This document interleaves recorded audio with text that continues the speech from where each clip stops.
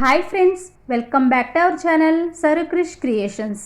ఈరోజు వీడియోలో అయితే నేను ఫాలో అయ్యే కొన్ని మంచి పద్ధతులు, అలవాట్లను మీతో షేర్ చేసుకుంటానండి. ఫస్ట్ వన్ వచ్చేసి కిచెన్ కౌంటర్ టాప్ మెస్సీగా లేకుండా ఎప్పటికప్పుడు నీట్గా క్లీన్ చేసుకోవాలి. మనం మార్నింగ్ నుంచి ఏదోటి వర్క్ చేస్తూనే ఉంటాం కదా ఈ కిచెన్ దగ్గర. సో నైట్ పడుకోబోయే ముందు మాత్రం ఒక్కసారిలాగా నీట్గా క్లీన్ చేసి పెట్టుకున్నామంటే మార్నింగ్ లేచిన తర్వాత ఫాస్ట్గా బ్రేక్ఫాస్ట్, లంచ్ ఇవంతా ప్రిపేర్ చేయడానికి చాలా బాగుంటుంది. తర్వాత వచ్చేసి ఇంకొక టిప్ అండి, మనం ఎప్పుడు నైట్ ఉన్న అంట్లని అలాగా షింక్లో పడేసి ఉంచుకోకూడదు. ఎప్పటికప్పుడు వాటిని క్లీన్ చేసుకోవాలి, లేదంటే నైట్ టైం కాక్రోచ్ రావడానికి ఛాన్సెస్ ఎక్కువగా ఉంటాయి. ఇలా కనుక క్లీన్ చేసి పడుకున్నామంటే హ్యాపీగా నిద్ర కూడా పడుతుంది. అలా కాకుండా ఎక్కడెక్కడ వదిలేసామంటే మనకి మైండ్ అంతా డిస్టర్బ్గా ఉంటుంది. తర్వాత వచ్చేసి హాల్లో ఈ సోఫా కవరు ఒక్కసారి బిదిరించుకొని పడుకోవాలండి. ఎందుకంటే పిల్లలు దాని మీద కూర్చొని తింటుంటారు, ఏవో ఒకటి పోస్తుంటారు కదా, చీమలు పట్టకుండా ఉంటాయి. సో ఈ విధంగా ఒక్కసారి క్లీన్ చేసి పెట్టుకోవాలన్నమాట. నెక్స్ట్ నేను ఫాలో అయ్యే ఇంకొక పద్ధతి అండి, రేపటి గురించి ఆలోచించి పిల్లలకి యూనిఫామ్స్ కానీ వాటికి సంబంధించిన కర్చీఫ్ అండ్ లంచ్ టవల్స్ అవి తీసి పక్కనే పెట్టుకుంటానండి. ఎందుకంటే మార్నింగ్ ఉదయాన్నే చాలా పనులు ఉంటాయి కదా, సో వాటి గురించి టెన్షన్ పడకుండా ముందుగానే ఇలా ప్లాన్ చేసుకొని వాళ్ళకి సంబంధించిన వస్తువులన్నీ పక్కన పెడతాను. తర్వాత బ్యాగులు కూడా సర్దేసి పెడతానండి. మార్నింగ్ లేవగానే ఫస్ట్ నేను చేసే పని అండ్ నాకు కూడా చాలా ఇష్టమైన పని ఇదేనండి, ఇంటి ముందు చిన్న ముగ్గు పెట్టిన అందంగా పెట్టుకోవడం. ముగ్గు పెట్టిన తర్వాతే నేను నా పనులను కంటిన్యూ చేస్తానండి.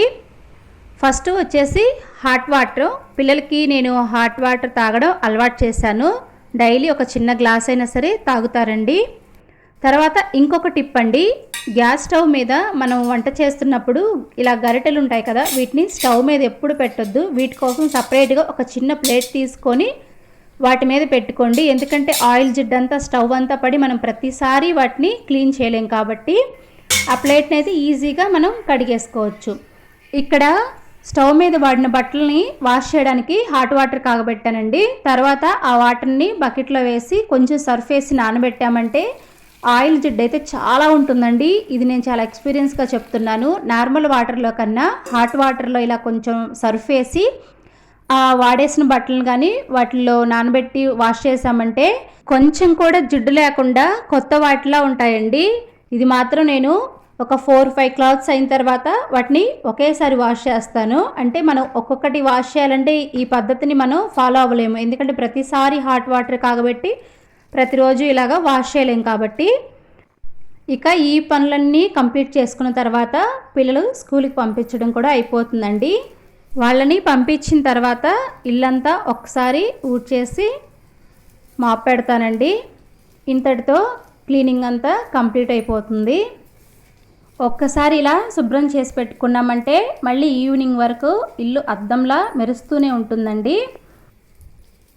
ప్రీవియస్ వీడియోలో నేను టైలరింగ్ చేస్తానని చెప్పాను కదండి, అసలు నా టైలరింగ్ మిషన్ని ఎంత నీట్గా ఉంచుకుంటానో ఈ వీడియోలో మీకు చూపిస్తానండి. అసలు ఈ మిషన్ మీద అయితే ఏమీ పెట్టనండి. నేను చాలామంది ఇళ్ళల్లో చూశాను మిషన్ మీద ఆయిల్ డబ్బాలు, పౌడర్ డబ్బాలు, ఇక సమస్తమంతా దాని మీదే పెట్టేస్తుంటారండి. కానీ మనం ఇలా వాడుకునే వస్తువుని చాలా జాగ్రత్తగా చూసుకోవాలి. నేనైతే ఎప్పటికప్పుడు నీట్గా క్లీన్ చేసి పెట్టుకుంటాను. ఇప్పుడు ఎవరైనా ఇచ్చిన బట్టలను కూడా ఆ టేబుల్ మీద పెట్టనండి, ఇలా ఒక కవర్ పెట్టుకొని దాంట్లో నీట్గా ఫోల్డ్ చేసి పెట్టేస్తాను. ఇక ఈ మిషన్ మీద కుట్టాల్సిన బట్టలు ఒక సిజర్ తప్ప ఏమీ ఉంచుకోనండి. అవన్నీ కనిపిస్తే నాకు అసలు మిషన్ కుట్టాలని, కనీసం దాని దగ్గరికి వెళ్ళాలని ఇంట్రెస్ట్ కూడా రాదండి. తర్వాత వచ్చేసి డైనింగ్ టేబుల్. ఈ డైనింగ్ టేబుల్ మీద మనం తినే స్నాక్స్ కానీ ఫ్రూట్స్, వాటర్ బాటిల్ ఎప్పుడు ఈ 3 ఉండడానికి ట్రై చేస్తానండి. పిల్లలు టిఫిన్ తిని వెళ్ళిన తర్వాత అక్కడ ఏమన్నా పడినా కొంచెం క్లీన్ చేసేసి మళ్ళీ ఎప్పటిలాగే నీట్గా ఉంచేస్తాను. ఈ డైనింగ్ టేబుల్ మీద ఉన్న కవరు, మళ్ళీ వీటికి వేసిన అంటే ఈ చైర్స్కి వేసిన ఈ కవర్స్ కూడా నేనే స్టిచ్ చేశానండి. అంటే విడిగా మెటీరియల్ తీసుకొని స్టిచ్చింగ్ అనేది చేసేసాను.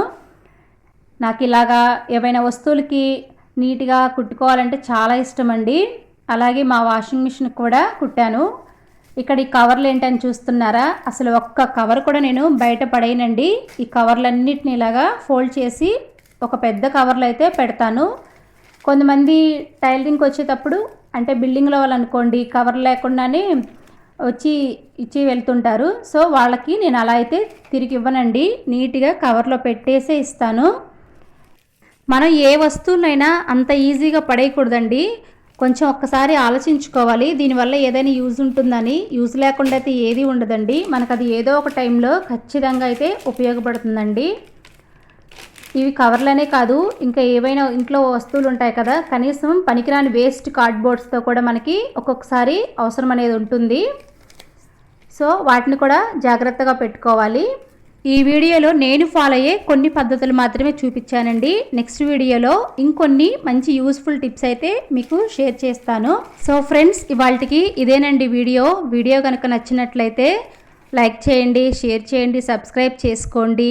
ఇలాంటి మరెన్నో వీడియోస్తో మళ్ళీ మీ ముందుకు వస్తాను. మన ఛానల్ని కొత్తగా ఎవరైనా చూస్తున్నట్లయితే సబ్స్క్రైబ్ చేసుకోండి. ఇలాంటి వీడియోస్ ఎవరికైనా యూజ్ అవుతాయి అనుకుంటే మీ ఫ్రెండ్స్కి కానీ, ఫ్యామిలీ మెంబర్స్కి కానీ, రిలేటివ్స్కి కానీ వాళ్ళకు కూడా షేర్ చేయండి. Thank you for watching. Take care.